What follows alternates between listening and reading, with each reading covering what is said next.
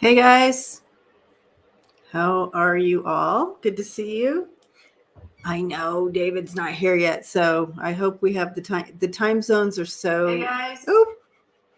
How are you all? Good to see you. Sorry about that. So I just he's in Australia, so it's morning time for him right now. So I don't know. It's morning tomorrow, so I think it's like 10 a.m. tomorrow for him. So but I didn't want to leave you guys all hanging in the chat without us starting. So here I am. And if you have special questions for him, go ahead and jot those down, and I will put him. I'll star him and put him in the thing. I'll star them and they'll be in line and we can ask them as we go. But super fun to be able to get to have him here and when he comes. But anyway, most of you know him. Some of you don't. And so we're going to ask him some questions like, you know, his journey, his story. And I love you too, Denise. Yeah, if you missed Denise's live, make sure to go back and check that out. We just did a live on her channel, and that was fun. Then I hurried up and I stuffed my face with some food before I got back on because I was getting hungry. So here we are. Hi, T-Barb. Just thinking about you this morning. Well, I have your blanket, so it's an automatic, right? She made me a blanket, everyone. It's beautiful crochet. So anyways, hi, G Kim. Yeah, he fashionably late. Yeah. So I noticed that JJ, and I don't do, and she wasn't asking a question, but she said,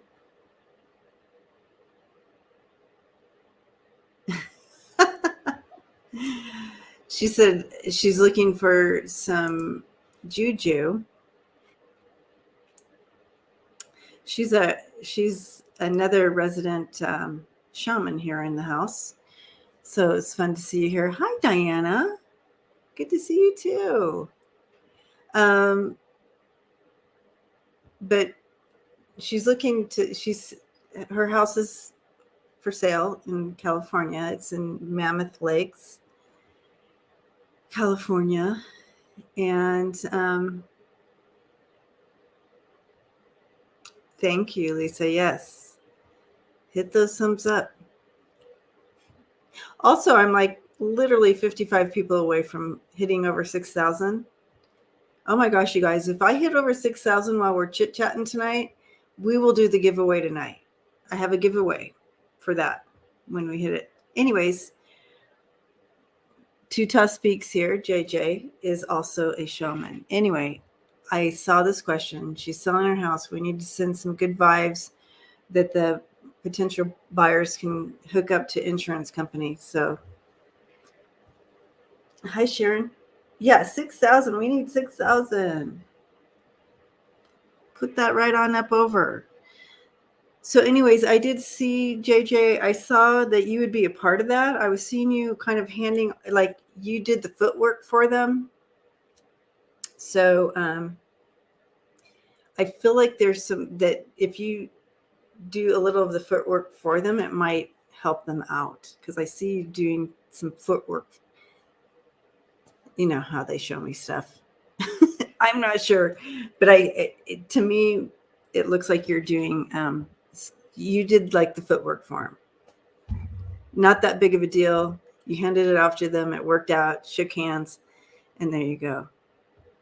There's already a troll? Seriously? Oh, yeah, there is. Let's go over here.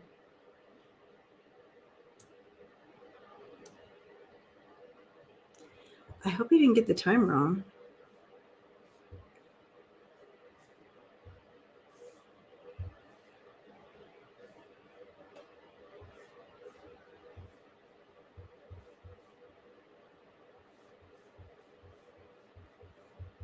I'm emailing him.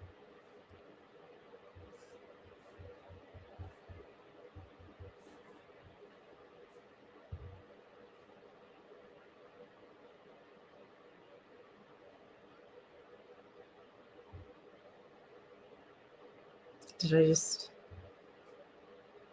Okay. Just wanted to email him again. Anyway, so that's what I was getting on that. Not that you were asking. You were just asking for juju. So I was like, well, there's some juju. Let's see. Anyway, as we're waiting.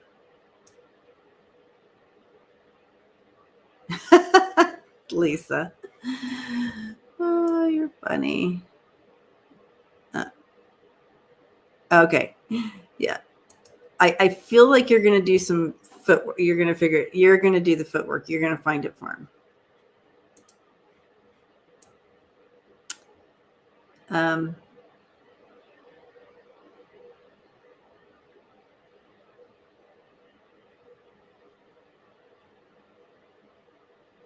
I don't think I missed any questions. So if you guys have questions, please throw them in there.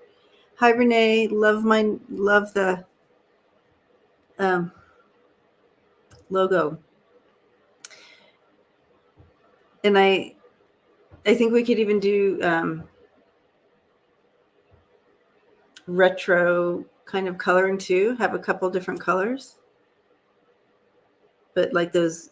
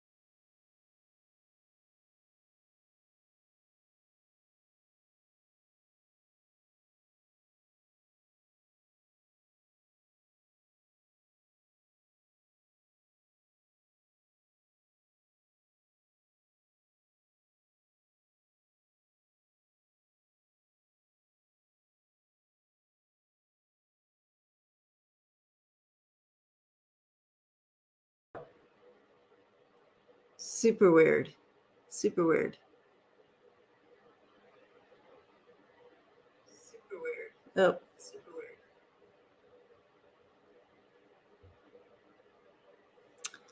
All right. It must be Mercury in retrograde because, and look at more trolls. Interesting. So I'm not going to have two screens running at the same time. Not today. I'm back. So spiritual questions and political questions, like that. Yeah. So we will do that. Hi everyone. I'm so sorry. Like weird. And I don't know. I think he just calculated the time wrong. So it's you and me right now until she don't correct him from All right. Thank you, Melody. All right. And so just throw your questions up and I'll star them and we'll get them in order. And I know we're so excited to see David. I don't know. I just talked to him. So the only thing I can think of is he might be having trouble with his computer as well. I think we should do, Renee, I think we should do a few different colors, like that we can choose from whatever. Yeah, so I'm thinking that David may be having some tech difficulties as well. Like do like a retro color with the browns and the burnt oranges and the yellow, you know, that retro kind of color. And then I like the colors you chose and, you know, have a couple different choices. I don't know. All right. So, James, I did not see your question. Can you please post it again?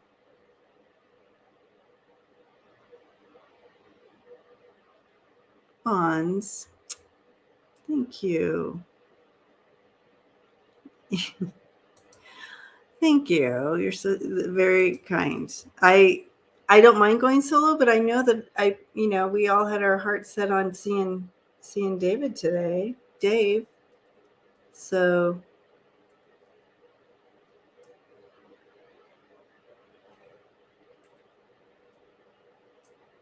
yeah, that's what I was thinking. That's what I meant. The retro colors, that something like that might be fun. Yay. Denise, you're just very, very sweet. So I love you guys. Well, I have one question starred so far. Apparently yeah, there you go. Thank you, Rondaroo. So we're talking about colors for my logo. And Renee has been working on a logo for me, and she sent it to me just a little bit ago, and I love the logo, and I thought it'd be fun to have different colors, you know. So because she's doing the merch thing with it, and be cool to have a couple different colors going on. People, that retro thing is the 70s thing is going to be a hit, I think. But both of the colors would be fine. Bond says that her kitchen was olive green in the 70s. Yes, I remember that olive green. Certainly remember that. And the oranges, the burnt orange and stuff. And so, all right, let's look at this question. My favorite color, I'm really attracted to this blue right now. But if you're talking about, the yellow gold,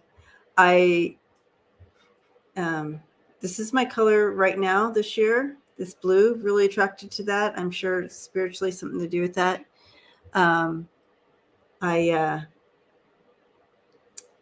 my favorite color, like every day since I was born, is yellow. And it's not like you're going to see yellow around me like that, but it just yellow. I don't know. Oh my goodness, T-Barb. Yeah. Moved into a house. Anywho,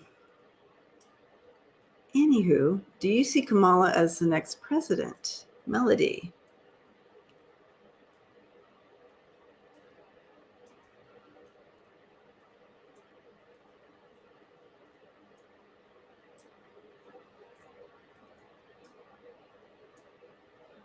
Interesting.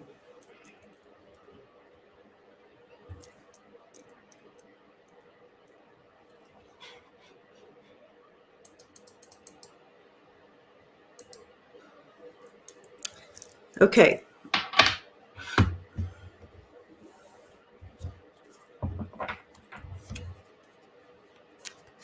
Oh, did you know what color I was pointing to when I was saying the blue color?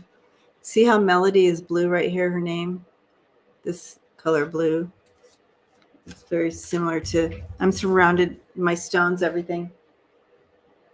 I have that blue going on. I don't know if you can see it, but similar to that. But I have these stones everywhere right now.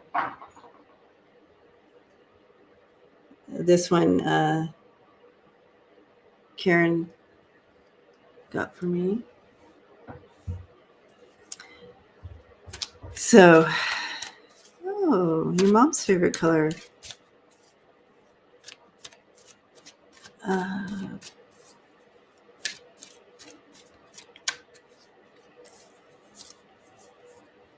So, in saying you're the next president, do you mean like 2024?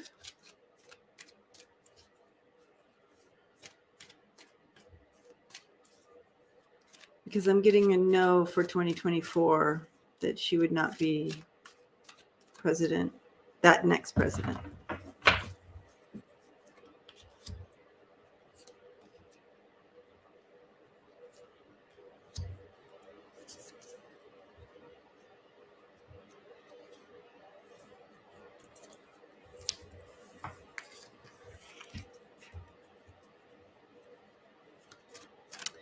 All right. Melody, are you still here? So I'm just going to stick with what they first gave me before 2024. Yeah, I'm feeling a no on that.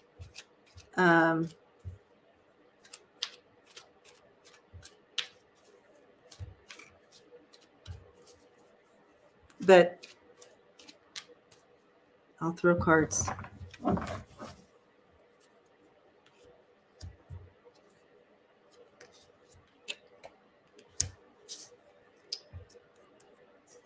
You will? Maybe.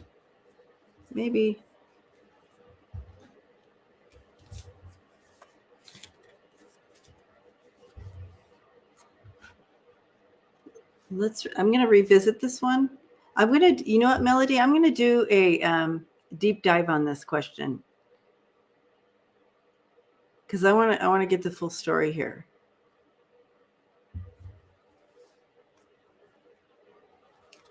Because the energy and the direction she's going, it would be a yes, but I'm just something's wonky. So let's wait on that one. I'm sorry. Usually it's like, I don't know why it would be so wonky, this energy on this question.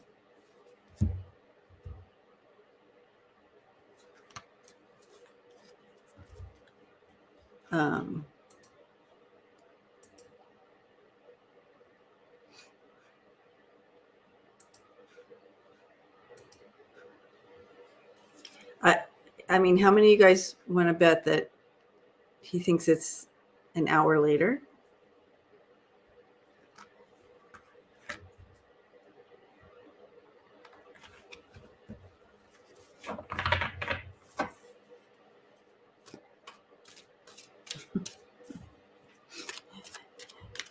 All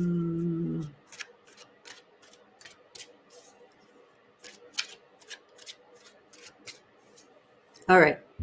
Will there be someone who will be a surprise to us that will be indicted that we thought was on our side? That's an interesting question, Seascape.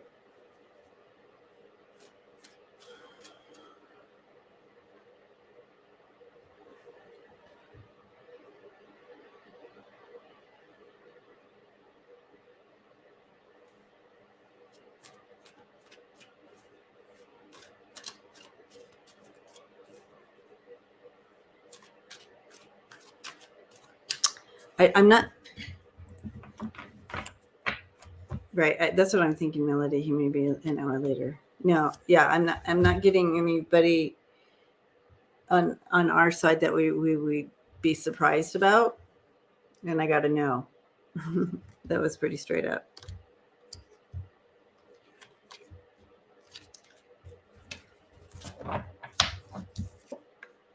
Good question, though. Good question. I feel that there's, yeah, I don't think we're going to be surprised by who's going to be, but I don't, this question was a no. How's that? All right, we did all the questions. Oh, here's another one. While we wait. So tonight we're taking spiritual questions and got it started, James. We're taking spiritual questions and political current event questions. Does the former guy have a secret child out there in the world? And I'm getting a yes on that.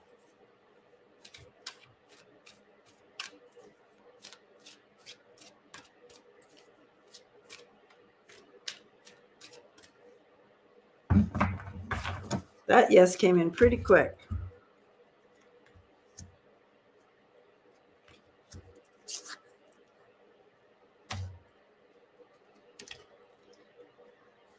Yeah. So I do feel like, I feel like we might find out about it soon. It might come out soon as well. We might somehow find this out. There may be a little bit of a money trail there with him. Finding that money trail. I did. T-Barbara, I did. I started. Mm-hmm. But I feel like it's going to be revealed soon. It's upsetting to him. It's definitely a stressor for him.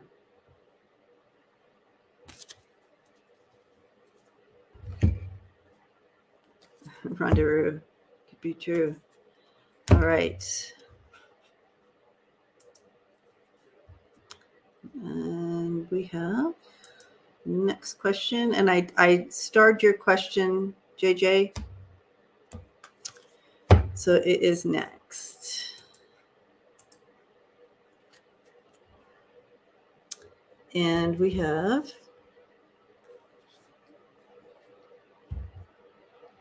Roger Stone says he has dirt on DeSantis and many others. Will he spill it to save his skin?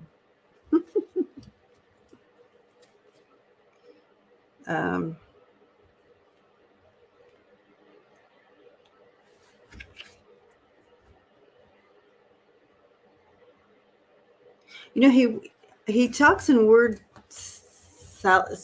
Word salad. Is that even a?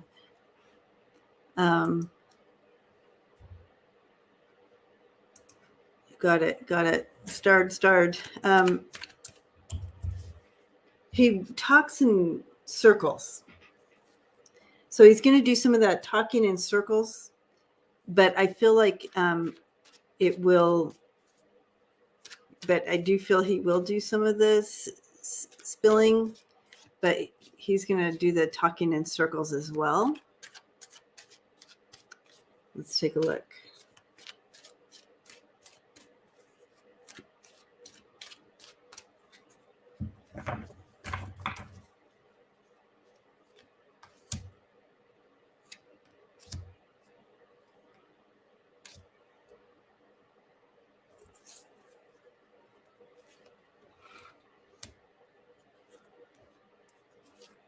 Yeah, he's going to give up some secrets. His world is upside down. Yeah. But he is doing that talking in circles. This is a farmer guy. And that muddy, that swamp, a little bit of that swamp feel to that. How he's stuck and connected to that. But he will, because his time is kind of up and his past is coming up to haunt him. Yeah, he's going to reveal some of the injustices. He's concerned about this, but he will spill the beans here. I didn't get whistleblower so much with him, but he's going to do that circling around with his speech and disclose things that are being held secret. This is being truthful with things that haven't been disclosed. He's trying to hide it, but he's going to end up saying something, but it's going to be like this. He's not like that type that as soon as they get in there and they threaten him with this and threaten with that he's like, okay, I'll do. He did this and that. No, it's going to be a little more. So put them in a ring together, Sonja. Yeah. Okay.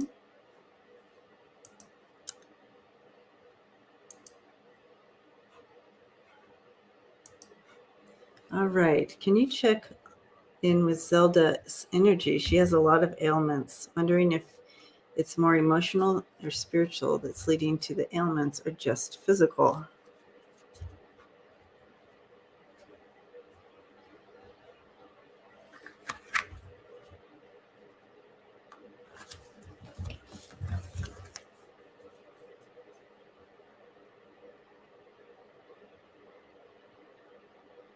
Okay, so what I'm seeing here, JJ, with Zelda, I just really, she's such an empath,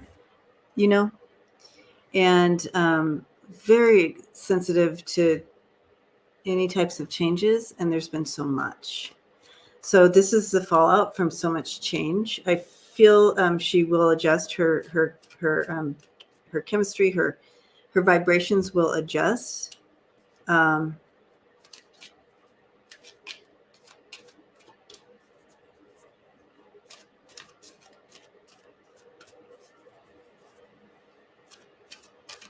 She's adjusting her vibration. It's going to take a minute. You know how you tune a guitar, get it all tuned up, and then you move it, and the temperature changes and this and that, and it automatically goes out of tune, and you have to tune it a few times. Even when you get to the place that you are going to permanently have your guitar, you have to keep going back in and retuning.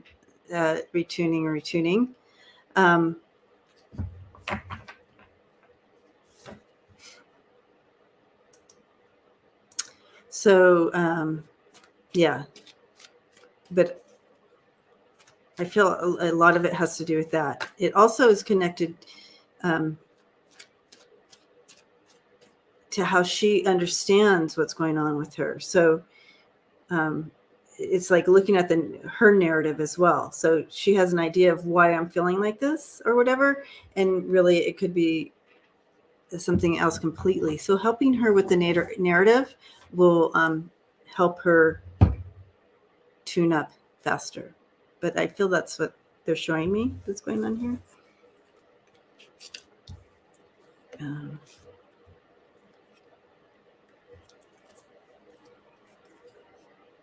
Yeah.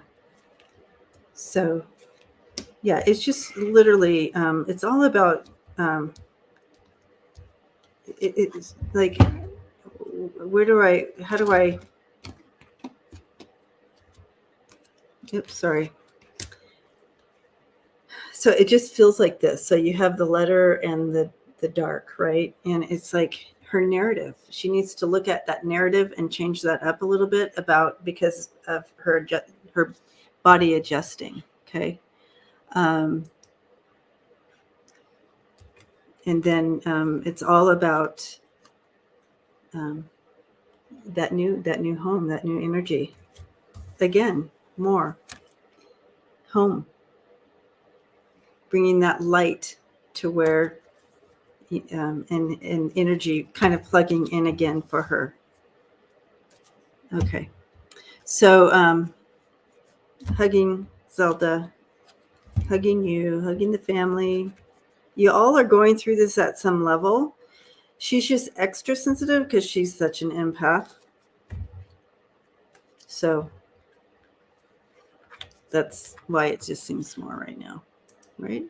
All right. We have when the repubs start getting trouble,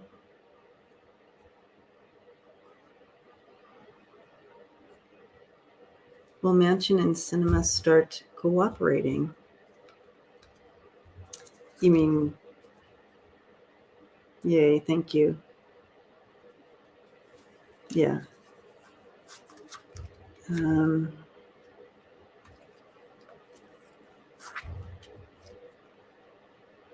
They have a separate agenda. We keep trying to put them in our box but they have a whole different agenda here. I don't see them ever being what we hope for, as you move,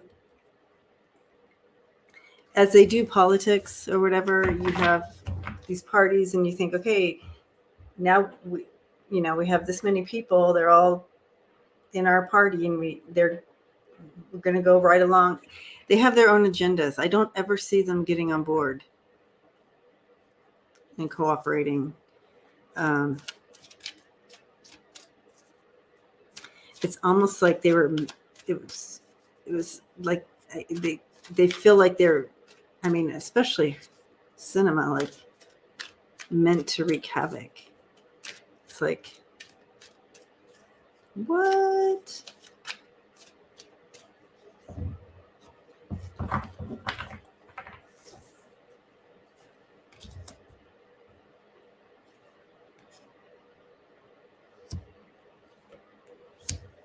Yeah.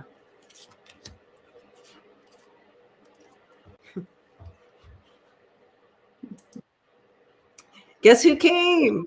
I'm here. So sorry to be late. I got a new laptop, and of course it doesn't have Chrome. Oh, that's so funny. StreamYard doesn't do anything but Chrome. So, how you doing? Okay, so we called it, the family and I called it, that you were having computer issues. Brilliant. You must be psychic. Must be psychic. So, yeah, because I'm sitting here on here, and all of a sudden my computer just totally went blank. And, I'm on live, talking to the family here. And all of a sudden it went blank and it was restarting. And it's like, oh, you had an issue. We're restarting you. And I'm like, okay, here we go. Here we go. All right. So should I be seeing the comments? Yeah. So up to your right-hand corner, you'll see where it says, yeah. Hello. Good to see you guys too. Everybody's so excited that you're here. Okay, good. I'm excited to be here. They're like, oh, it's okay, Debbie. We love just you too. And I'm like, I don't believe that. I know you all are here just. So we've been going through some questions, and I do have another friend of mine I wanted to introduce you to. Her name is Tuta Speaks. Let me see if I can find her. I'm going to bring her up on here, and then we can. So she's a good friend of mine from San Diego when I lived there. And we used to work together, and we still do. We do retreats and stuff. And she is also a shaman. Oh, wow. Beautiful, amazing, Is it amazing being. But she's here. She came to hang out and kind of meet you through the chat. Awesome. Like she's gonna watch. So great. Is do I say Tuta? Tuta speaks. Tuta. So this is part of her language that she has a language that comes out. So anyways, yeah. So I just thought I'd throw that in there while we're here. Okay, well, we're going to let go of all the computer issues and just let it go. Invisible sage. Invisible sage. Exactly. And now, were you affected by the tsunami at all? I don't know what part of the country you're in. No, not at all. Not at all. Let me just say, I'm just so lucky to live here because I just don't have. So I talk to so many people in the United States, and it's so much worse. There are more restrictions here. I live in a small city, so it's not a big deal. But when I went to Melbourne, you do not go any place unless you show your paperwork. You don't go in any. You stand in line to go into a bar and show them your paperwork, and nobody complains about that. They just do it because it's Australia, right? Okay. So there are very small problems here, like the fact that it's quite noisy. But other than that, I have no complaints. I feel a lot of empathy for you guys. And when you talk to us guys, we're coming from all over the country here. Yeah, I'm looking at the family here, and I can see all the different states they're from, all over. Mm-hmm. But yeah, and we all come here together and complain, and then we send love and light. And, yes, sounds like a program to me. Yeah, truth. So we want to know, we're going to come back to this question that we were looking at, because we want to know about you a little, for people who don't know you and who you are and what you bring to the community, as well as just kind of how your journey brought you to here. Like, wow, there's so many things to tell you. My life is, pretty complicated. So, I mean, in a good way. And I mentioned this on another show the other day. Is that I had a past life regression, and when I did it, I had like a really that looked great on the outside, really nice house, and it was just so boring. Nothing happened. I had a relationship which wasn't very good. It was just so. So this lifetime, I've just been everywhere. 3 continents. I've worked and lived in 3 continents. I've, had asbestos removal job. I put myself through college as a shoe shiner. I was a recruiter for software, and just you name it, I've done it. And some of these jobs. You're fast tracking this lifetime. Yeah, it's really, really on fast forward. And many different tasks, which interestingly, I have to say, all prepared me for this job. And it's like I have no problem public speaking, because I used to have to call people on the phone and try to get them to work in software. I used to have to teach classrooms of people from all over the world, and some of them could be a little bit hostile depending where they're from. I'll just say that is something I used to complain about, and the minute I was finished with the past life regression and walked out the door, I just literally burst into laughter. I'm like, Dave, come on, you chose this complicated life. When I was young, I had a few experiences, and I didn't really have a container for them. Very, minor. Couple of times I knew when people were going to die. I'm sure that when I was young, my grandmother's ghost visited me. The guy next to me, who was my best friend, Steve, he was a sleepwalker, and he got up and talked to her. Right. And so that was one of my early experiences. Wow. My parents were totally rational people. Like when I would tell them these things, they would look at me and be like, okay, so what's for dinner? Just be like, who is this crazy person? So, how was your math test today? Yeah. Yeah. There's like, kind of just being in a car once with my older brother and just having this complete Zen sort of feeling. And it was just a feeling of, there's these problems, but, there's a dark and light and I can't really explain it. But I was just really fascinated by that just 2-minute experience of everything is the way that it's supposed to be. It will work out and you're here to learn. And I just had that as a very emotional sort of thing. So I wound up studying mystical philosophy it was my minor at the University of San Francisco. Yeah, it was great. I was in a Zen Buddhism class and they said, when somebody asked what Satori was and the teacher didn't know. So he asked the class how many people thought they'd experienced it. And I was surprised. I'm like, what are you doing in this class if you don't have that feeling once in a while? It was very academic. And I really wanted to live my philosophy. I wanted in some way to benefit my planet. And so I finally decided, hey, I'll join the Peace Corps. And it was a really great process. I really liked the people who were interviewing me. It was very open. Who could join? You had to show some commitment, which I did. I was, the Bosnian War was going on. Oh, wow. As that war was going on, I taught some refugees. And let me tell you, when the refugees would start talking about the things that they'd happen, you would literally go, I'm sorry, but I can't hear any more of this.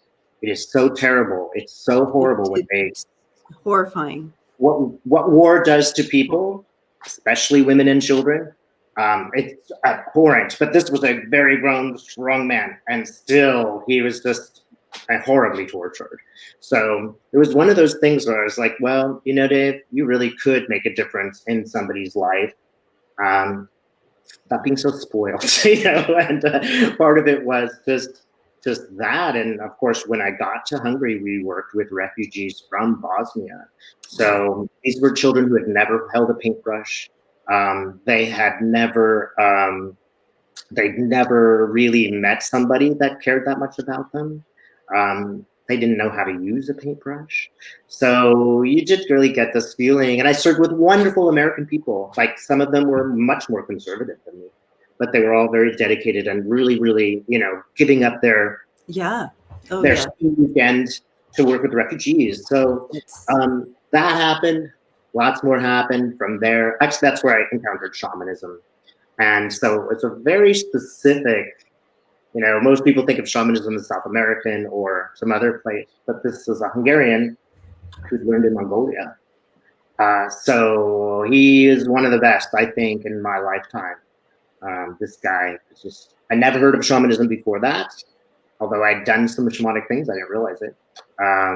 Just one thing I would always recommend to people, just go to nature and meditate. If it's available for you, go by yourself. I talked to a lot of women about this and like, Dave, I would never do that. People would blame me if something went wrong. And I was like, another example of like, wow, that's terrible. How would you, wow.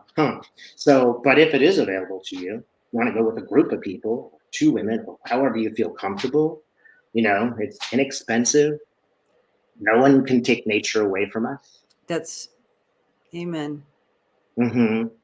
Now, I don't know about you, but I've met so many people who have at least a shaman as one of their spirit guides. And so I feel like so many of us, and if you don't know, if it's not part of your spirit team, immediate spirit team, you can always ask for that if you want to tap into that part of yourselves, because I feel like we're all part of that, like that mixture and that deeper healing and that movement of energy. Like we all can tap into that, I feel. But we do have like our guides, like David, you're a guide that's alive. You're a shaman that's alive, but we do have our spirit guides too. So these are just experiences. If you want to intentionally, I feel like, you're like, go out in nature, whatever, just intentionally, just sit with your spirit team that I bet you anything. I've met I almost like don't know. I feel like so many people I've met, they all have, I can see that they are attached to some type of shaman guide. I don't know if that's a thing. I mean, have you I seen think that? it's you. I think you know lots of shaman people. Oh. I think that's you. Because I know you, but I don't know as many. Their guides are like, I can talk to a normal person and they're like, do how many guides do I have? That question. And I'm like, oh, did you know that you have I see that you have there's a shaman here. I see that a lot. So I feel like we all could at least I don't know, be a part of that a little bit. I totally agree. That in. Yeah. And, we might think of it as this way. There's this, when I teach people to channel, one of the things that I really want them to do is make another pyramid that goes into the earth, right? You don't necessarily want to start just channeling stuff. That's not necessarily going to come through very well. Or what comes through, may not be, it could be tricksters, right? Yeah. This can happen if you go to the earth too, but it hasn't happened. Once you meet your guide, it's pretty sturdy. I would say meet that guy in a safe way. I'm sure you do protections before and after your work with people, because you don't really necessarily know if this is the best guide for you, for example. But if you meet those in a careful way, they're always true. Your power animal is never going to be a fake. Right. And it's always going to be there. So if I have big questions about what's going on up there and like, who is this guy? I always come back to my shamanic work because it has been true for so long. If you are beginning this process, I would say, do it in a way that, honestly, if you ever encounter a spirit of any kind and you go to your heart, nobody teaches this, and you go, how do I feel about this guy? Oh, okay, move on. There's always going to be spirits that are really, really good available to you. The first okay one might just be out for power, and you might be aligned with something that's a little bit lower. All you need to do really is check in your heart. But I think that you are specifically able to see people shaman. I kind of see them more randomly. Like it might be a relative ancestor. Right. Might be, and sometimes it's just, this is who's here today that wants to talk to you, right? And sometimes I've had clients like, I don't want to talk to that person. Right. Yeah, that happens. Well, okay, let's move on. I had one time where I did that, and they would not let me alone. They're just bumping in, and then finally I'm like, okay. And the character wanted to give an apology. Yeah, and so that's what was working. But it's not so dire. But I would say to everybody, be a little bit careful when you do this. If you start feeling like you're being controlled by the guide, slow down and check it out. Oh, yeah, definitely. Yeah, I think where I was kind of going with this was a little bit more of personal healing. Yeah. And just getting into that space and allowing that shaman work to take place as you put that intentions out there for healing and you're in that prayer. And I just, that type of thing, not doing the work, but your own personal opening up. Yeah, because I just feel we all have that ability to heal and bring healing and move that energy. Just, intentions, just our thoughts are, if we put out, people talk about positive vibes or, like that. We have the ability to move energy. We can bring life and we can bring death. What do we want to be? What side do we want to be on with that movement of energy, with our intentions? And so I choose life. But I'm just saying, if for people who are just wanting a little bit of a personal healing and they're wanting to tap into that, I just feel like you can ask for that. You can ask for that. You can ask for your guides to help with that and bring that one particular shaman in for you from the other side. Yeah, right? absolutely. All you need to do is ask. I think it's true of a lot of things. If you say, should I keep going with grad school? Right. I think people will come up to you and be like, grad school's for nuts. Or they'll say, oh, I'm so happy I went to grad school. I experienced this, like, if you sincerely ask, universe will deliver within a few hours, even. Deliver you to shaman if you want. And have you done any circles with others, Debbie? Like for shaman work and stuff. Yeah. So I work with JJ. I don't know if she's still here. Tuta Speaks. And there's a little bit of a combination. And yes, so we do the shamanic work. I just kind of with that, with my intentional, I'm not a shaman, but I absolutely do have guides that are connected in with that. So I can be at least a little helpful with, the combination of what we both bring. But yes, to answer your question, yes, I have been involved in that. And it's just so, I mean, there's nothing else like it. I mean, I love the fact that it literally creates a community on the spot, right? Because you're all sharing pretty personal information. Yep. Everybody agrees it stays here. Already you're in a situation where you're going to trust a bunch of people that are strangers with some pretty intimate information, and vice versa. So you instantly create a separate community that doesn't judge, where women are equal to men. There's no hierarchy. So, Debbie's like, hey, I think you're a terrible shaman. She could just move on to a new one. There's no hierarchy of the best one. You have to listen to me. So I just think it's the greatest thing because it's quite egalitarian. You can do this you can read books on shamanism and become a shaman, right? You don't need a stamp of approval from anyone. Right. I feel like but I feel like if you are working, if you're doing that work, I do feel there's a little bit more of a natural like calling to that, or like, I don't know, there's something a little bit more of a calling. Would you feel that, or am I think that you are right. Now, forgive me if I move my laptop. This is another reason why I was late. I'm running around the house trying to make sure the guy who mows the lawn doesn't mow right in the middle of our show. Here we go. All right. We're just going to for a moment. Maybe the traveling shaman today. Yay. So and I had this great spot here when I was working up my Chrome. Let's see if it works. All right. So, back to your question. Sorry, tell me your question again. Oh, I forgot now. I was looking at the beautiful butterflies and everything flying behind you. Oh yeah, isn't it great? Yeah, the bird life here is pretty remarkable, as are the beautiful butterflies. But hey, that was a message.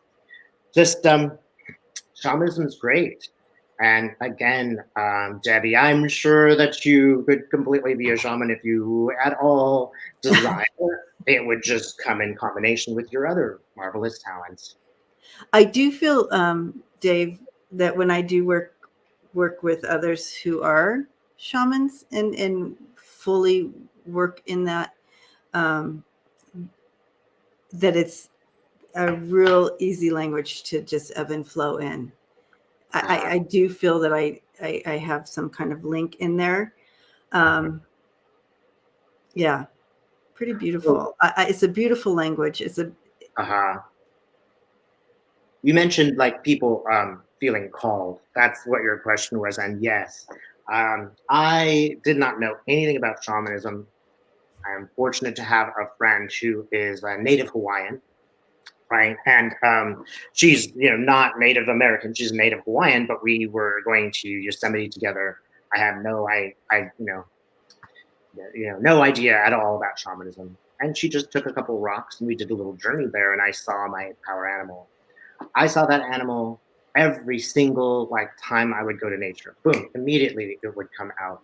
was come to meet me, right? So this it really was just a remarkable sort of set of coincidences, such that, well, I'll tell you, my power animal's a deer. It's a male deer buck. I get to the school in Hungary. There is the head of the deer over the front door. I have a colleague. She's the one that is supposed to direct me and help me in, Hungarian and stuff. And her name is Anna Sarvas. Sarvas means deer.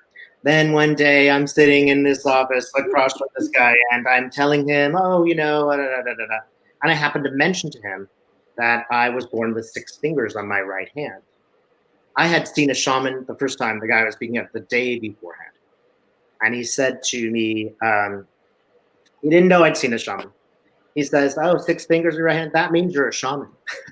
This is the day after. Wow, see? And I'm just like, wow. The coincidences, like 20 more of them went on. My best friend calls me, what's going on, Dave?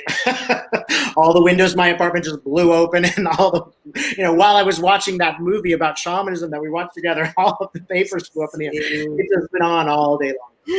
So yeah, you are what is called. I believe that people are called, right? I might have to move again because now I'm running out of shoes. Again, I'm going to be the traveling shaman. Yay. We like it. Oh, good. You can see my entire apartment. Yeah, we wanted to know what was behind that painting that we always look at behind you anyway, so that works. Oh, this one? Yeah. Oh, really? Yeah, now you know, right? Now we know. Give you a quick moment here. We all saw it here, family. Right. There you go. Now you know everything. I do feel like some people are called. I also feel that if you chose that, if you said, hey, I want to do that it would come to me. Yeah. Yes. And you don't have to. I mean, there's so many great ways that we can all contribute in spirit, right? There's just so many, Qigong, all this stuff. And I expect lots of people are shaman and doing shamanic things and doing these spiritual things, and they don't even know it. They're just a really good conversationalist or a good friend or a person who volunteers. Yeah. I feel for you, Dave, when you were talking about how it came about for you. I feel like it had to do that. I think you needed to go through that journey and that type of calling to actually step into this. I truly agree. Yeah. And that was the moment that I stepped. Yeah. Truly. Mm-hmm. Yeah. I tried a bunch of other classes. I tried to go, with the Buddhists. And for another person that might have worked out great because that was maybe more their path. Yeah. But many people will, point out that, there's these indigenous shamans in different places on the planet. And, hey, come on, you're American. Like, how close are you to your indigenous roots of this stuff? But keep in mind, all of us 1,000, 2,000 years ago, that everybody had a shaman. It didn't matter whether you're in Western Europe or anywhere else. Everyone had a shaman. That was just what was available. Unfortunately, those shamans got burned as witches, so their knowledge was lost. Yeah. I would say that some of the people watching right now got burned as witches, right, in another life. And here we are coming back. Although it's difficult, we do have a little bit more agency than we did in some of those lifetimes. And with this, and this is a good question. This is a good point here. Have you ever had to deal with cultural appropriation type of? Yes. Well, yeah. So here's a great example. I really recommend Michael Harner's book, The Way of the Shaman. But a legitimate criticism of the Michael Harner book is that he doesn't credit people. He doesn't say, I got this from here, I got this from there. So, and in terms of me, I had one guy be really negative on me in Australia because of my race. And I'm like, look, man, I mean, I didn't control that. And I learned my first shaman was in Europe. So it's like, the other thing is there are some shamans who are very self-generated. They're self-created, and I'm almost totally one. I had people give me advice and people give me help, and I went to other people's circles. But it is important that we be culturally sensitive and go, this comes from, I sing a Lakota thank you song that was given to us. They said white people could use that, and that's why I think it's okay to use that. There's an example of where somebody who didn't really know what they were doing had a sweat lodge. People wanted to leave the sweat lodge. He had done it improperly. He had covered it with plastic and killed them. Yes. So we've all heard that story. Yeah. We got to be really sensitive to what we know and what we pretend to know. Much again of the work that I did is just do the ritual, just sit down and meet your power animal and ask your questions and give thanks, and then do it with 2 people and then 3 people and then 10 people. I just did that. I did not get any real stamp of approval per se, although I was trained in a few details. This is not unusual as it sounds. Many people out there could just be, do it yourself, learn yourself, do your rituals on your own. That's kind of where my spirit team was guiding me earlier in our conversation, was about your own internal work, your own work, and how you can attach to your own spirit team.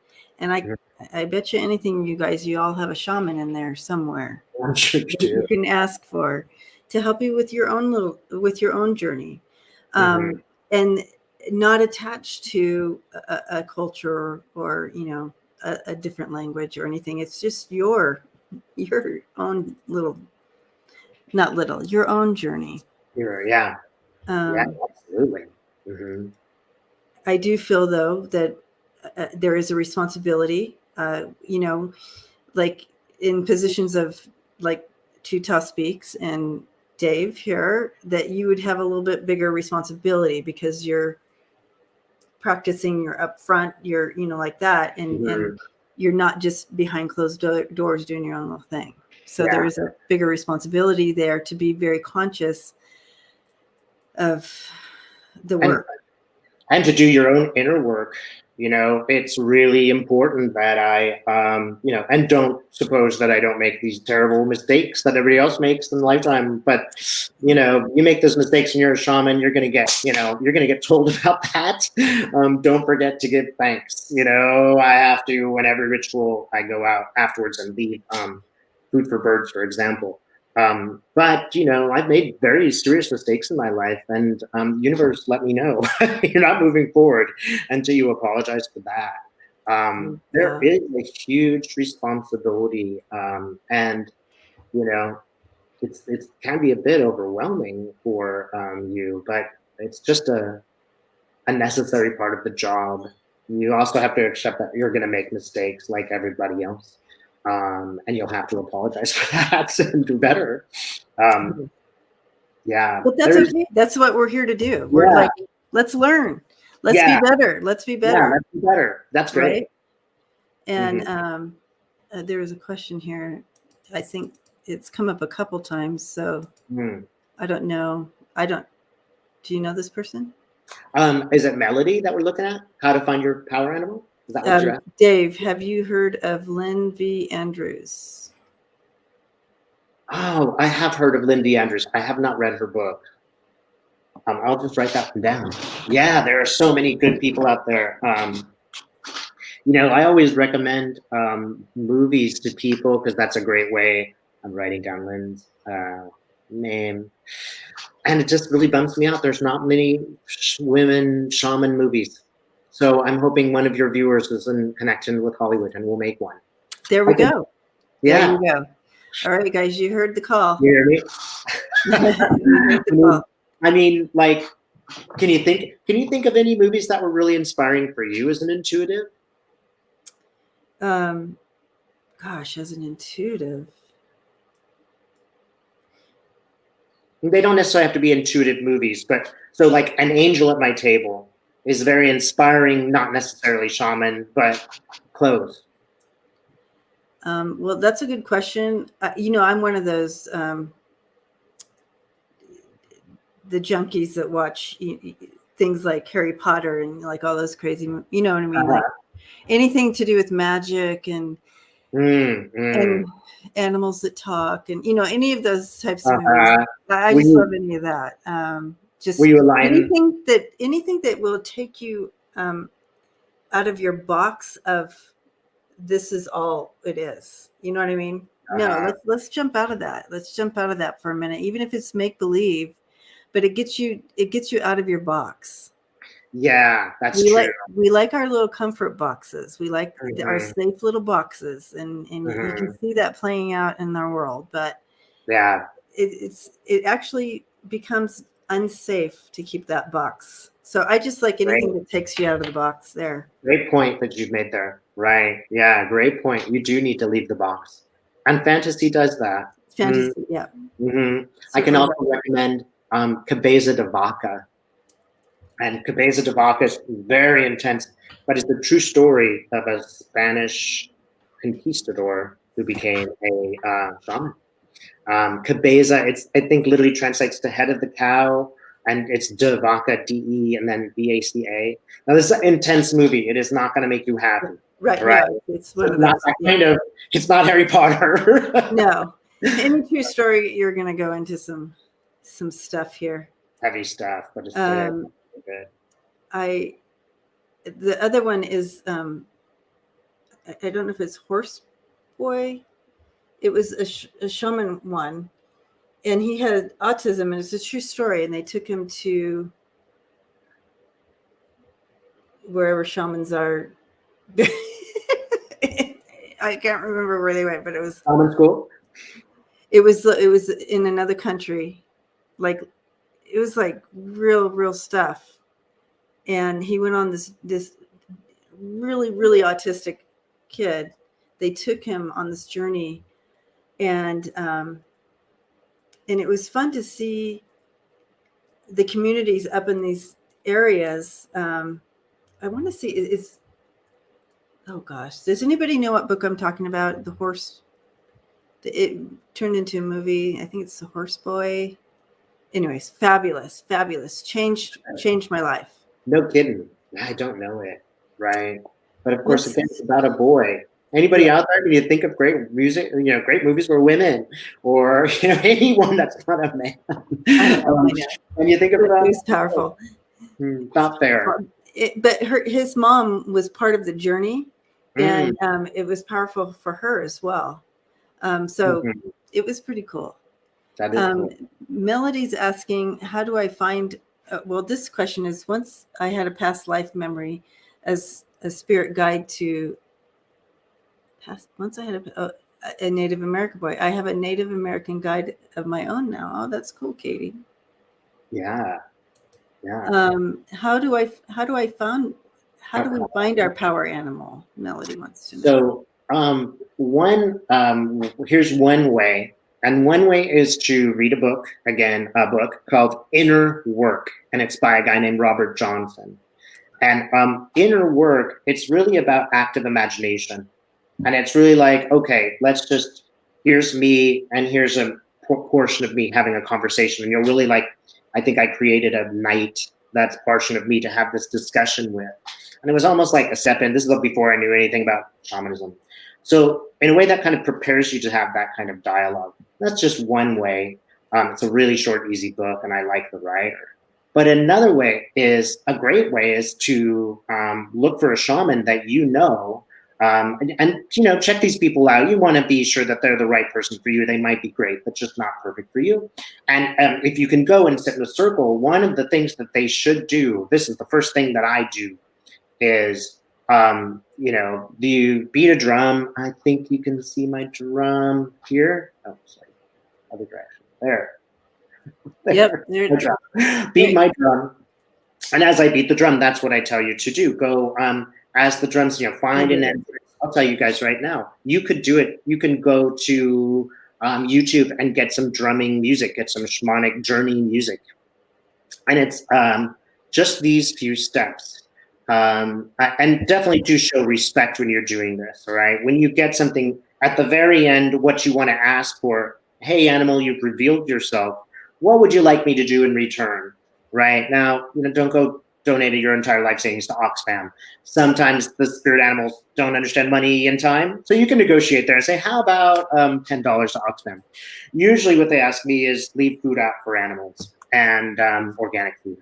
So there's just a few steps. Create your own sacred space how you think it's good. For me, that involves sage and incense. Obviously, I need a quiet space, which is tricky here sometimes. But you find that space for yourself. This is great if you do it in nature. It's great if you do it with a couple other people, because you'll be able to talk about what you found out. But beat that drum and just find an entrance and go there. And when you go through that entrance, you just keep beating that drum until an animal shows up. It will feel like imagination. It will feel like you were just making it up. Okay. But just accept that and, ask the animal. I ask the animal a question. Why am I having so much problems with noise in my house? So you just put on the drumming music if you like. Then you just go through an entrance. It's usually a familiar entrance. I go through a side of the mountain where my father has a ranch. And there's lots of things going on there that are important to me. So any entrance will do. Bottom of a tree, a pool, grandma's basement, doesn't really matter. You go through that entrance and you ask. You ask the animal to come to you. Sometimes 10 animals will come and you'll be like, okay, which one of you guys is it? Which one of you guys? And they'll go, one of the animals will go like this or paw the ground. And then you just ask the animal any question, practical question.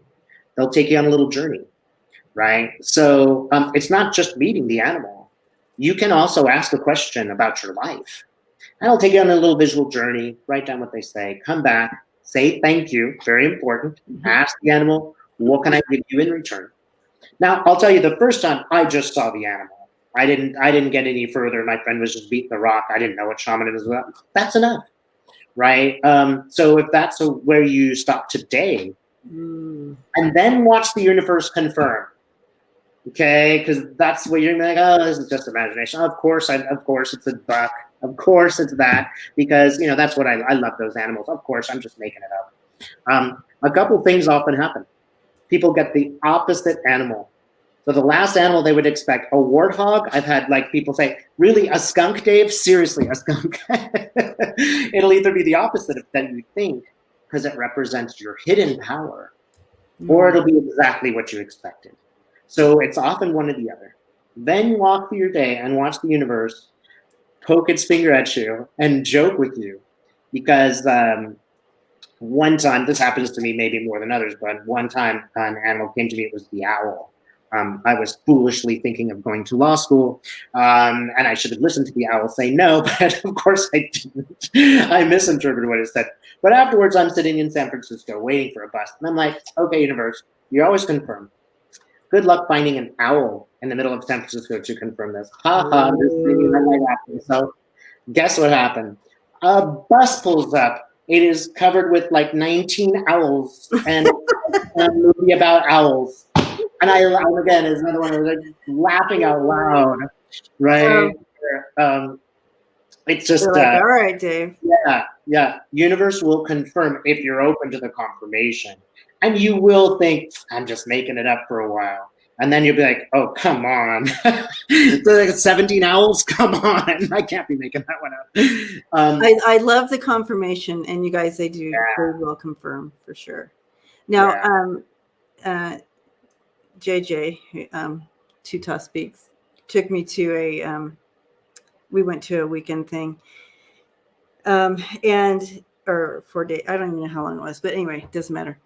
And we went on one of those journeys, to kind of the drumming and to go on this journey, meet the spirit and the power animal and like that. And help me understand this, Dave. I saw, first of all, my granddaughter met me there.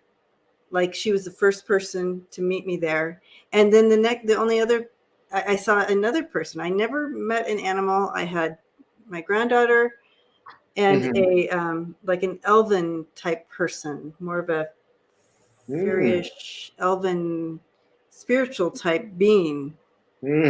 Never saw an animal. Are they considered animals too? Yeah, that's really, I have had some situations. It's kind of unusual. I imagine, for example, one thing I love about the group of 10 people sitting there is everybody's energy is contributing. So it's maximalizes, whatever I'm doing is maximalized by 10 people who are there in earnest doing the same thing. Yep. Right. And I think sometimes when you get, maybe you're getting around 10 people and what you're looking for is maybe a little bit different. I'm going to say for you is those things came in through for you because they were important for you to know now. Right. Yeah. Okay. That makes sense. What your granddaughter represents, but I'm pretty clear that that was a guy, right, who was there to show you something. So, my granddaughter's middle name is Sparrow, so that makes. So she just said Sparrow, the granddaughter, she's a high vibration. She is extremely high vibration. So her Elowen Sparrow. Yeah. That makes sense, JJ. Never thought of that. Could be, she represented something. She represents a purity or simplicity or a bird. And, I'm sure if you wanted to do this again and you were supposed to, this time I really want Made by Power, I'm sure it would come through. Oh, yeah. I've done it many times. Yeah. Okay. I just wanted to share that different one. Yeah. Because maybe I'm not the only one. Yeah. And it's hard to do this wrong. Right. It's really hard to do it wrong. It would be wrong if you didn't, give something back to nature after it's given something to you. That would be a mistake, which, if you did it once, it'd be like, oh, you're naive. You always do that. It might not be so supported. But I have had people instantly see an ancestor and not a power animal. And I do some work in that regard. Okay. I work. My ancestors are helping me when I go to each direction. So I think that this was an important character to set you up. It could have been a lot of things. Yeah, but, pretty interesting. All you out there, you're not doing it wrong. If you don't get the result they've got. And I agree. I feel like it's meant to be, and just follow along where spirit is taking you in that moment. Yeah, for sure. Awesome. So if we, obviously we're all kind of in lockdown and whatnot, and we can't really do circles, how can we just kind of introduce some practices for us to do on our own? Like you have that drum and like that, or we can turn drum music on and just kind of listen to that beat, and it just produces movement in your vibration. What other things can we do? Well, I would say, absolutely, you can meet the power animal and ask the question and do that on your own. Absolutely, no problem. Can you do that? And I find that really, really helpful.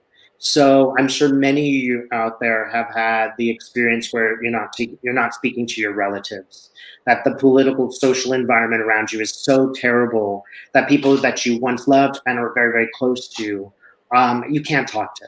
They'll just drive you nuts. You can't change their minds. It's just hurtful. So, it's great to sit on the ground and go, all right, I love this person, but I can't talk to them. How could I show my affection?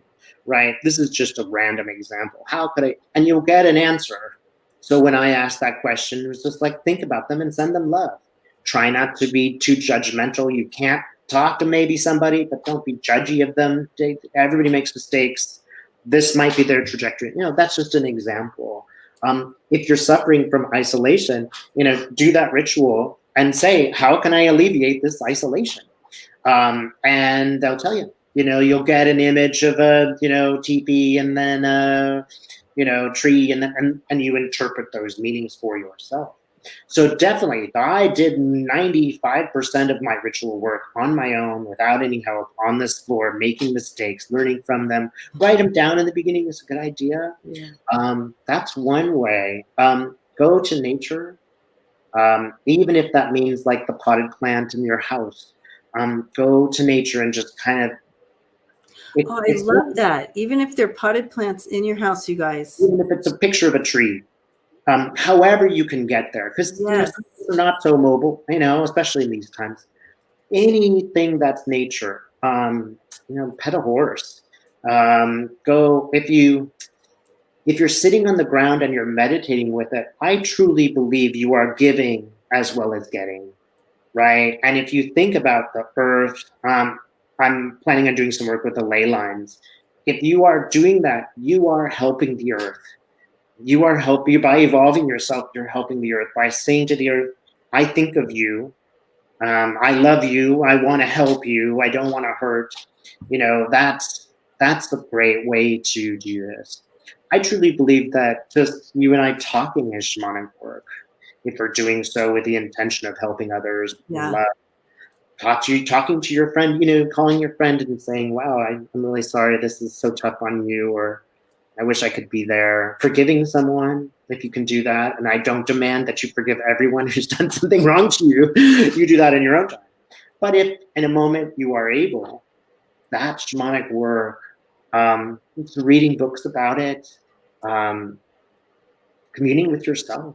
Yeah. We're all doing it right now. You don't have any choice. You're stuck at home, not travel.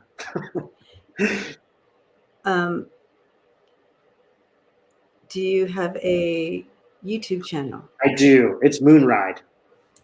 And just look, I think if you put Dave Johnson Moonride, you'll find me. Now I have to ask Tuta if she has one. She does. Oh, yeah? Is it under Tuta Speaks?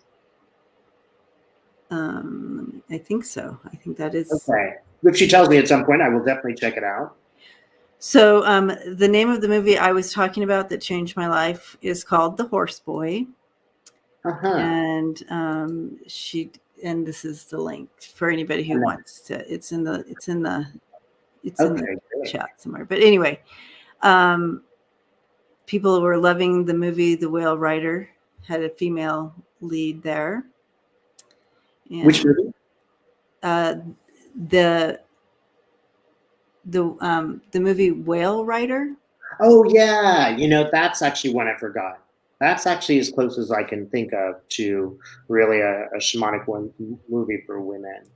And it's so silly. There are just as many women as men shaman. You know, there's no reason why it should always be men. Yeah.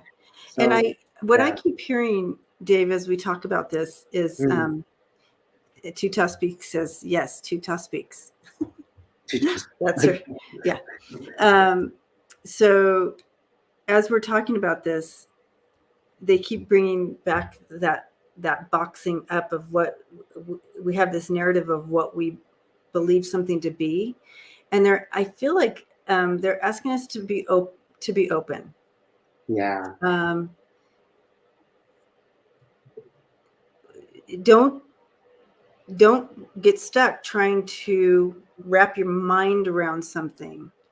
Put your toe in. I mean, obviously, if we're talking shamanic work, I'm talking about this type of healing and this type of intentional work like this. I'm not talking about other things. I'm talking about this specifically. Put your toe in and kind of release don't try to box it in and put your mind around it, because it's beyond what we can even imagine. Yeah. We don't even have the correct words to explain the healing and advancement and vibration movement with this type of work. They keep saying that. I keep hearing, don't box us in. You know what I mean? That's great. Yeah. If you are new, you're going to find some new portion of shamanism that's going to add to the repertoire, right? So there's no limit. Again, the only thing that I would be somewhat careful of, and this is not such a problem when you're doing shamanic work, is just be sure whenever, I don't think this is a problem with the power animal, but if you are encountering any kind of other spirits, really check in your heart and make sure that you feel good about that, right? Occasionally there are some people who are channeling stuff, and it's not negative, it's just a little bit more trickster-like. And I don't have that problem as much with shamanism, but I would definitely, if you are encountering something and feel a little bit frightened or uncomfortable or anything like that, you know, it's simple. It's just like meeting somebody at a cocktail party and you're like, this guy's a player, I don't want to talk to him. Right. Move aside and wait for the real thing. It should feel good, not neutral. Anybody can do it. And if you do encounter some little tricky spirit, you'll figure that out. If you're like, wait a minute, they have right information, but, is this attaching to my ego, for example? Oh, So, but if you take those few precautions, I always like the idea of the pyramid, right? Protection pyramid, envision it, put in love, and put people that you love in there to help you, because they'll let you know. Again, not as much of a problem with shamanic work because you're dealing with the earth. There's the a whole different. Mother Earth is Mother Earth. So it's wonderful in that it's available to everybody. It does not discriminate. I always tell people, when you go, and if you're seeing a shaman and you go to their circle, feel free to evaluate it. Well, this guy's good at some stuff, not good at some other stuff. I'm going to choose somebody new. There's never anybody above you. There is a person who has information you're interested in and a person who doesn't. So that way it really frees you from having this sort of, let's call it male-dominated hierarchical structure. Forget that. And understand that as you're doing this work, even if you're doing it alone, you are creating a new universe. It's not just, oh, there's my shaman. You are literally creating this and benefiting everybody in your world, planet, culture. You are saving the planet when you're doing that. Yes. Yes. Yeah, it's such great work. I just got the chills. No, good. Yeah, I love that. And so I wanted to share a little bit about, so I got to have this beautiful experience with Dave, and he led me on a journey to some past lives. And and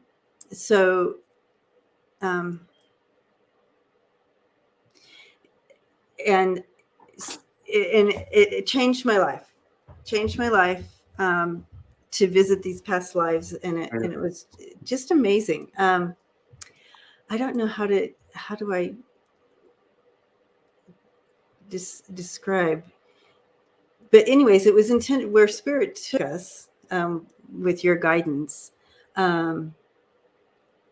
was purposed for what I needed for my healing today, right? So it was in that moment I needed that healing. It wasn't like, oh, let's go see what past lives I have or whatever. It was more, it was intention for healing, and it was so amazing, you guys.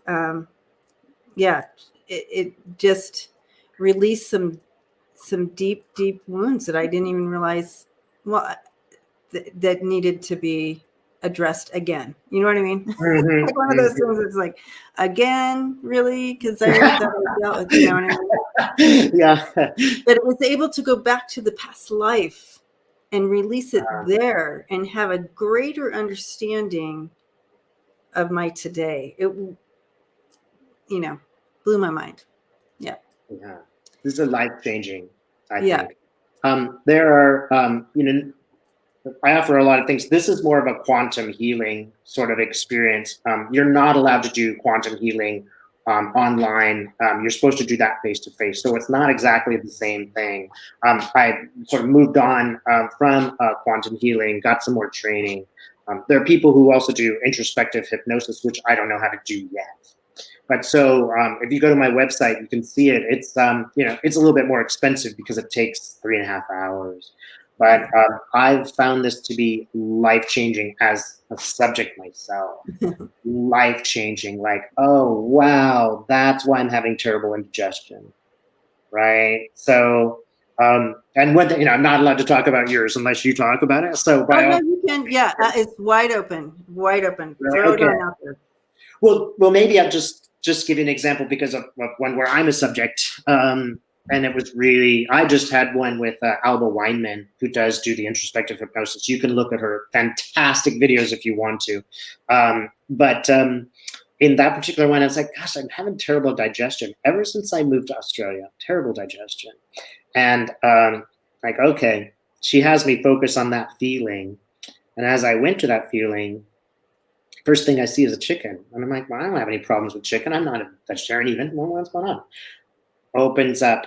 It's an abattoir opens up, and it's like the most disgusting like place you could imagine.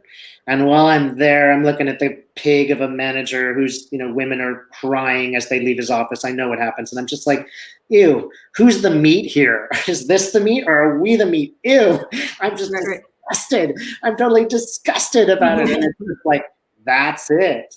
That sort of feeling of being sort of disgusted with humanity. It's like making me knock back the coffee and milk, Right. Acid and goo in my stomach, and it's what is motivating me to do that? And it's not like a cup of coffee, it's 19, why do I do that? And no matter what I do, I can manage to control it. It's still there. The bitterness is still there. I'll tell you one marvelous resolution of the lifetime was that it mirrored this one. In the middle of that lifetime, I said, I'm not doing this anymore. And I somehow managed to open my own chocolate shop and live happily ever after, right? And, part of it was chocolate. I can't change. I can't stop this horrible guy. I can't rescue all of the people here. I can take myself out of it and try to have a good life and never treat my employees that way. It's just, it's huge. These are huge things that we as humans are dealing with. Just huge, huge things. I mean, I don't know if everybody realizes how much work all of us are doing and don't think, oh, well, I have this boring life. No, you do not. Okay. You're dealing with serious stuff as a human. Mm-hmm. Yeah. And some of it is from the last lifetime. Some of it is just revealing that in that one lifetime, it was so boring. I really chose this difficult one in some ways. So now I'm happy about my choice as opposed to complaining about it. I'm not so worried about the fact that I don't have a nickel, because at that time I was really poor. I'm not so worried about that because this is the life I chose and it's full of adventures. Like, hey, stop bagging on yourself, Dave. So you had some really great lifetimes there. And I mean, everybody does. But those were dear to my heart, the things that you went through. Did you want to share one of them? Do you remember? I mean, do you remember better than I do? Because I do. I got bits and pieces, right? Yeah. Yeah, I remember one of them. Okay, why don't we do that one, and I'll remember as you're talking. Okay, there was one lifetime where you were in Britain, and I think it was London, and you said, and I asked, the first question is, you feel like a man, you feel like a woman in that body. You sort of get a person on a cloud and you float to a time period and you just drop down and all of a sudden you start seeing stuff. It is very much like a shamanic journey. And sometimes it's not like this kind of hypnosis, like where you're, it is just like, well, Dave, it's very soft. It's a very soft journey. It's very soft. Yeah. So here you are and you were like, well, I feel like a woman, but I feel like a man. I feel like a woman, but in a man's body. Right. And you were walking around London and it was obvious that you were a gay man at that time, and terribly persecuted. I mean, there was not much space for you to be a gay man in London at that time. No. Right. And you and I could totally see that lifetime would make you totally righteous. Like that lifetime would be good in a sense of now you're like, really supporting of gay and lesbians. Right. You've got the flag behind you. You are able in this lifetime to take control of that and to say, well, there's some horrible people out there, but I'm not letting them control me. I'm going to create my own new community online. Right. And also, I think maybe I can't remember this, there was some medical issue involved in that when she released. Yeah. And also, I think what I'm being shown right now is it was really linked to love, like acceptance, the acceptance of love, not only from others, but from myself. Yeah. And it was huge. It was huge. And I was able to go to him and hold his face while he was dying, while I was dying, hold the face and say, I love you. Changed that was the big shift. The big shift was that moment. And because here he is dying. It was didn't they raid the club or something? Yeah.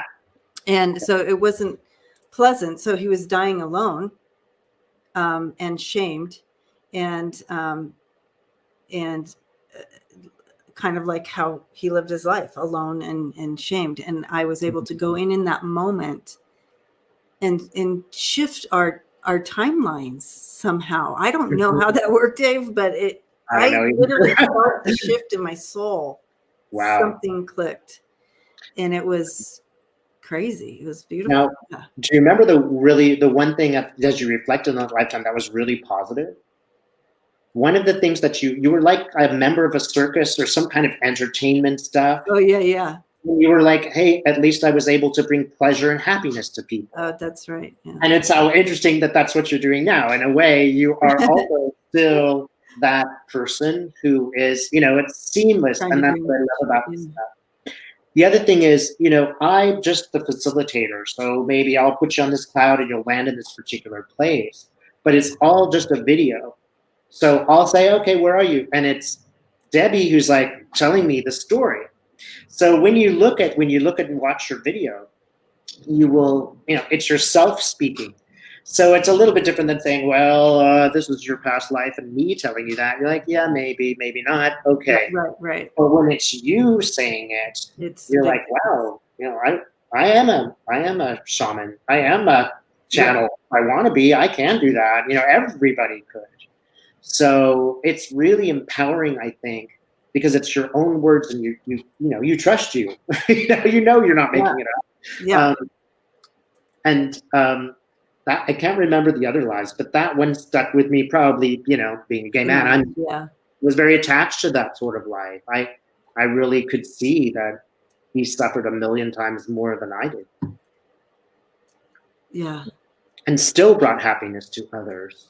That seems very important to me for you. He still brought, despite everything, despite the fact of the way you and the viewers have been treated, you still are able to come forward with this kind of love. How amazing is that? It is. It's all kind of amazing to me. But I truly felt like another thing I learned from this, Dave, is that there's no such thing as time and space. You can move into that. If you can move into that and really step into that knowledge of there's no time and space, we literally can go back to, like I did, but we don't have to be hypnotized. We can literally just intentionally go to different times on our own timeline even, and go to that person and hold your little face in your own little hands and tell them whatever they need to know in that moment. Yeah. And also with others. So if you know that you're like, well, I loved my grandma, but she passed and I wasn't able to be there with her. Go to her right now. Yeah. Close your eyes. Go to her in that moment. Hold her face in your hands and just say, I am here with you. There's no such thing as space and time. And this is something that really brought that home to me. That's very interesting. Yeah, I didn't think of it that way. But so, for example, sometimes I've gone to these past lifetimes and I'm like, wait a minute, they're happening at the same time. How is it possible that I was in? Because your soul really does split into a bunch of different places, have a bunch of experiences, and then come back, I believe. Because there were definitely simultaneous lifetimes in this century. The lifetime that I was speaking about, where I had the nice house on the farm and everything, overlapped with mine. That lady died in 1972, after I was born. So you might even think of it as all these things are happening at the same time. We're really just tapping into the time that's available to us. We might even tap into the idea. Sometimes people have the idea that it's not necessarily your lifetime you're tapping into. A lot of people are experiencing Jesus. And that is almost like you going to the Akashic records and reading the book of somebody's lifetime and really feeling it. And so that's also a possibility. Often people will go to this lifetimes and they just need to go to certain events in this life. Right. And they need to find out what was that about. So I did this with my mom. Okay, so very open to this. That's great. And I just had so much more. I mean, I already respect her. but looking at how amazingly she did some of the things in her life with no support, I was just like, gosh, what a superhero. And I'll Yeah. tell you, I feel that about every single person. It's like, oh my gosh. As I'm sure in this work, that when you talk to people and you find out what they have been through, you are just like, everybody's a superhero. Everybody's a superhero. Oh my gosh. It's really remarkable. Our that- journeys are not for the Yeah. faint of heart, you guys. I look over here because I'm looking at the family here in the chat. Yeah. But yeah, our journeys are not for the faint of heart, and we are all superheroes. Yeah. And hats off to those who want to continue to learn and press through their challenges and grow and overcome and just become more and more aware and more in alignment with that love, that source, and being able to just ebb and flow with that. I mean, good for you, because it grief is hard. Challenges are hard, and it's hard to get off the couch sometimes, and that's okay too. Lean into that couch, allow it to envelop whatever's going on with you. Yeah. But then there's a time to get up from the couch too. And, I don't know, I'm just giving a big shout out to good job, you guys. Yeah. A bunch of heroes out there. And we're all heroes. Sometimes the only thing you can do today is just go for a swim. I mean, that was my yesterday. Just go for a swim. It's just do something. You got to get out of here. We've been really challenged recently. Just homebound, forced to look at ourselves, surrounded by carbohydrates. I mean, the food alone is such an incredible issue. So again, hats off to you guys. We have been, chosen to experience these difficulties at this time. There, you can fight against it and be raging and angry, but we have been chosen for this time. It's not a punishment because you did something bad. If you think it is a punishment, it'd be, pretty mild compared to the other punishments that people, and I don't believe any of it is punishment. And I don't pretend to really understand how this works, but I will say that, you guys are really being challenged. And you're being forced to work on your very intimate relationships, forced to work on the relationship with yourself. We could crow about it. We could also go, well, what am I learning here? How could this be positive? How could I feel powerful now in this moment? Maybe it is only contacting my powerful animal. Maybe I contact my powerful animal and then I show my friend, right? Yeah. And that's fine. It doesn't have to be a YouTube channel. It doesn't have to be that dramatic. When you are looking at your life in reverse, and I believe we have a moment to do that. Nobody judges us. We are like, I really should have cut down on the coffee. That's what I'm going to say. I'm afraid. Next lifetime I'll be working on, next lifetime I'll be perfect or something like that. But you really will want to go there and go, well, hey, did have that great relationship and I worked really hard to have that great relationship. You will face yourself and it won't be like, you became president. It'll be like, well, how'd you treat your mom? Right. How'd you treat this challenging situation with, that you grew up in? How did you deal with it as an adult when you had the tools to work through that, whatever that challenge was? How did you do that? How, like those types of things. And that's why we have community and to reach out for guidance. And what you talked about, those are the real challenges. The childhoods that have so many pieces missing, the, modern way that, I often talk to people and just the racism that they experience. Yeah. And I sit there and I'm just like, oh God, I don't even know how to advise, who am I to advise you about this experience? Like, I don't want to be the pastor. Oh, it's just your life experience. No, don't worry about it. It's like, God, if I were in your shoes, I'd be so mad. Well, and that's the way, that's what you say. You just say, I would be, oh my gosh, this would so be mad. and And yeah, lean yeah, into it. I always just say, lean into it a minute and yeah, see where it actually goes. Like right here, you're feeling anger, but where does the anger lead? Let's take a look, and you kind of right. lean into the anger, That's a talk it great way out, to say look this at it. is, you can cut whatever you need to do. Let's lean into it and find where it leads, and it Yeah, inevitably leads to some kind of grief, pain, fear, yeah, all that stuff. abandonment, whatever Yeah. the deeper issues that are themes that we come in here with. Usually, Mhm. either we plan for this lifetime to have that theme, or we brought it from other lifetimes to kind of continue to figure out this time around, right? Yeah, yeah. And I'll tell you one thing that I am, maybe just for a moment we could do a little bit of practice here. Perfect. Go ahead, since you're debating anger, I think it's totally appropriate because I've been working on this for a little while. See your anger here for a moment. Just close your eyes and just meet your anger.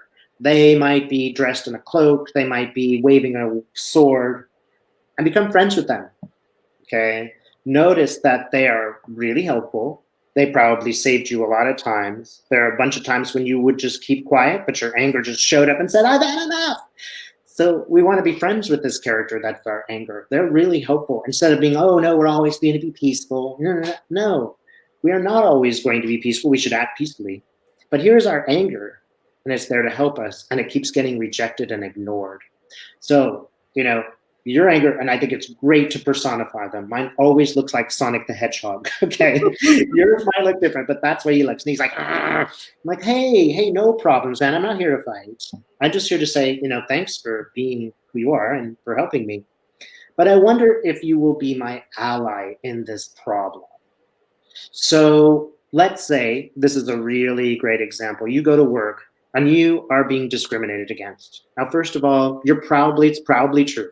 You're almost certainly not imagining that this is happening. So let me just confirm what's happening to you is wrong, right? But the way we can help each other is this.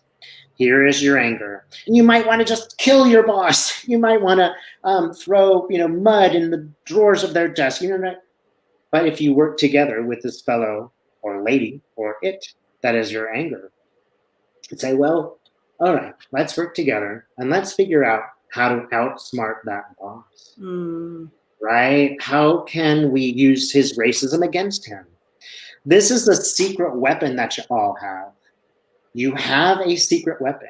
Your colleagues don't do intuitive work. Your boss doesn't do intuitive work, especially if they're acting that way, right? So you want to get your secret weapon. If you're a woman, if you're a minority, if you're anybody who is out of power, this is a secret weapon that I encourage all of you to use. And I think it's okay to call it a weapon. Let's call it a love weapon. But you're not going to harm anybody per se. But man, is your boss going to be pissed off when you outsmart him? Man, is your manager going to be angry when you, or your coworker, when you show up smiling like it's a great day, even though they really try to mess you over? Because anger told you to put a little mirror on your chest, and every time they could throw their daggers at you, you just smile back and bounce back and watch them rage. Whatever your anger helps you to do, let it become your ally instead of your master, because it is angry that it's being suppressed. It is angry that it's being told, no, you're not good enough all the time. Look at your anger. Martin Luther King, portions of what he did were because of the anger.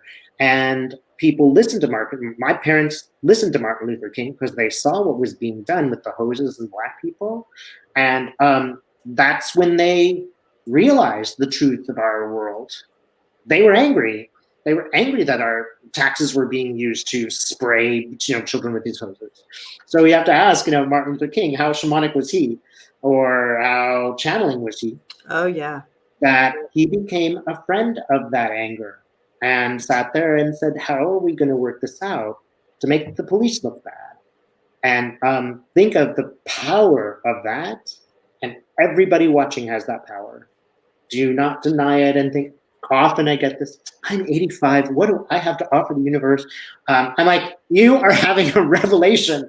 That's what you have to offer the universe. And I will always tell them, nobody likes to argue with their mom.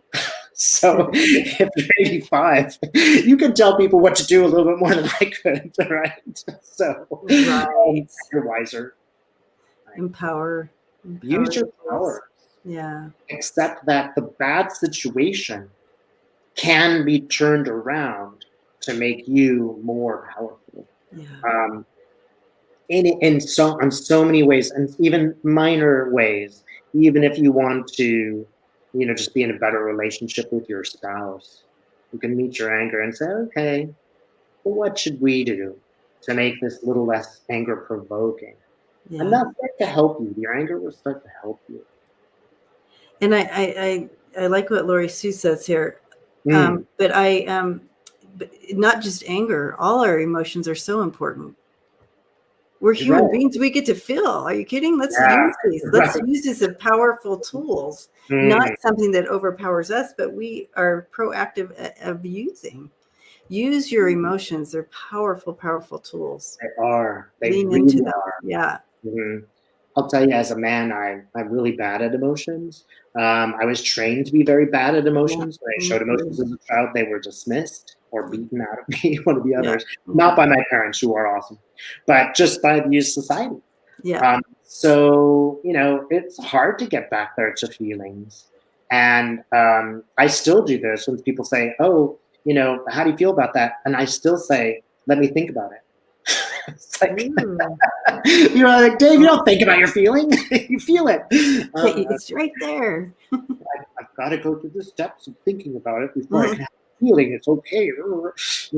That's something that we are trained to do, because in school we got math, we got how to control, we got all of those things that would make us good consumers. Nobody went to us and said, check your heart out. How do you feel about the teacher? Right. Right. They can be real. It's so protecting. We thought, this feels good because it's so protecting. Well, at the end of the day, it hurts you more. The protection's not working anymore, guys. Yeah. I'll say too that 6 months before I put on a YouTube channel, I had to go to the feeling stuff. And I, believe it or not, Abraham Hicks was one that I needed to use. I needed to sort of try to get up in the morning and get to my emotions and really go to the powerful positives and say, I am going to change my job. I'm going to see myself in this new job. I am going to have this successful relationship. I can feel it. I can see it. And in a way, you're kind of working with those emotions and bringing them out, intensifying the idea that I could change my life, intensifying that by visualizing that. And it works. Yeah. You go to your emotions, it works. It really does. And encourage them in a particular direction. It'll just change your day. You'll just stop worrying about that thing that you always worry about. Again, one thing I hope that's happening with this situation, you notice how no real guru has shown up? We tried to make people out to, here's going to be our hero, a rescuer. Well, Biden's fine, but he's not J.F. Kennedy, he's not Martin Luther King, I think in this time, we have to be our own gurus. We have to stop relying on somebody else to tell us how we're supposed to be spiritual and say, I'm a person. I know how I can be spiritual. I'm going to do it this way, Exactly. It's the mantle's being passed to all of us, not to one of us. And that's, do we want to continue just to be the sheep? You know what I mean? Yeah. Or are we going to take this? We're all in a pressure cooker. The family here knows I talk about this all the time. The pressure cooker. We've all been in this pressure cooker now for the last few years. And none of us have escaped it. And it's pushing the toxic things out of our lives and to the surface. And it's our responsibility to see that inventory coming to the surface, scrape it off. The pressure cooker is going to then go in deeper and bring up the rest. It's like making gold. You scrape off the impurities and then it boils up more. Scrape it. Mhm. You're making gold. We're making gold here, people. Yeah. With ourselves, a pressure cooker. None of us are getting away with it. I'm going to give you Nothing can be hidden anymore. another little tour of the house because we're going on a tour, guys. Inevitably the baby next door is crying. So let's see if I have enough juice here to sit on this floor and last a little while. So just a note to all y'all: you need to be flexible in life. Y'all notice, here's Debbie doing this great job. There's a lot of work that goes on behind the scenes for her to do such a great job. But if you and I can do this, anybody could do this. Exactly. Right? All of us can work and not necessarily have a YouTube channel, but you truly can have a spiritual life. It's not instant, but you truly can have a spiritual life and get paid for it. So it's really up to what you want, and it's again not instantaneous. But if you truly wish for certain things to change in your life, they can, much of the time. At the very least, you can become more comfortable with whatever issue is coming up in your life. Maybe you are, wheelchair bound, for example, and you can't go run a marathon, but you can become more maybe in touch with how you're feeling as such a person, or change that in some ways so that it's better for you. Or there's a million ways to go with that. But one thing that I do think is true of now is, while we have this real set of challenges ahead of us, political, social challenges that are totally overwhelming, in some ways, that means we have no choice but to work on ourselves. We have no choice but to change our lives. We don't have a choice. Right. So maybe there's some positives to get out of this, is like, now's the time. I noticed Biden, now that he's not getting his economic agendas through, is now starting to look at, voters' rights and the rights of minorities. It's like he's got no choice. He can go back to the principles on which we're supposed to be founded, which is a free and fair election. He has no choice. Right. So maybe that's a long time coming.